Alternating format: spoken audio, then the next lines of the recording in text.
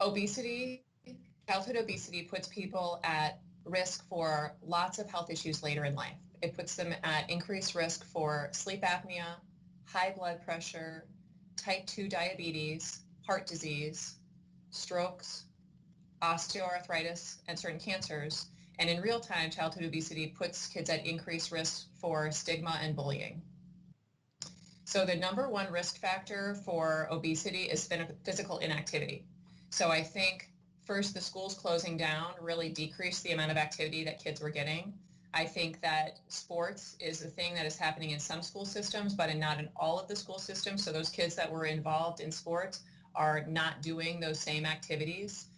I think that in the summertime, some of the parks and the recreation areas that kids would normally have used were closed down. And I think kids that don't have the opportunity to do those things from school, who socioeconomically are in areas where there are not big open spaces, are really limited in the activities that they're able to do.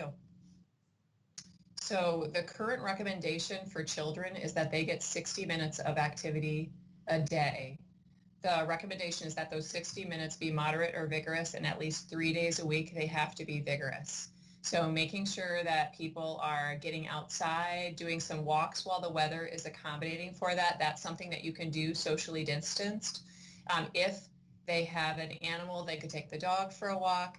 I think that there are a lot of things available on Zoom or YouTube in terms of exercises that kids can do with other people. And I think if you have people that you're keeping in your bubble that are active, getting together and doing some exercises that way are helpful. I think it is very important for us to be socially distant, though, so I don't think that we should be going out with new groups of people. It should be people that are within your bubble.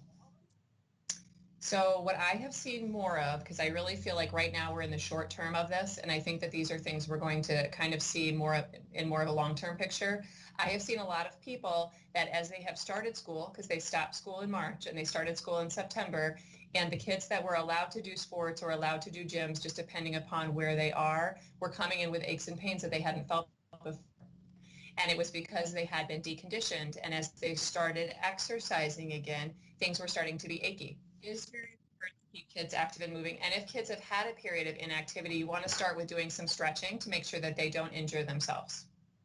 So I really think it's going to be important to find a safe way to get kids back in school and keep them in school and keep them exercising. I think that is going to be really important.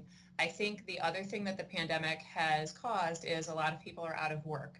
And economically, that sometimes leads to increased food insecurity, and people tend to make different choices. So making sure that we help other people and that we are conscious that other people are really struggling food-wise in this time, and making sure that the government is continuing to support programs that provide food to these families in need.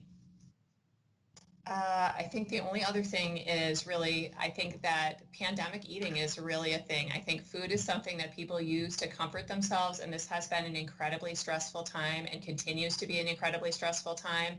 And I think if the adults in the house are making good food choices, that goes a long way with the kids, making sure that they're also making good food choices. And I think we need to make sure that that's happening.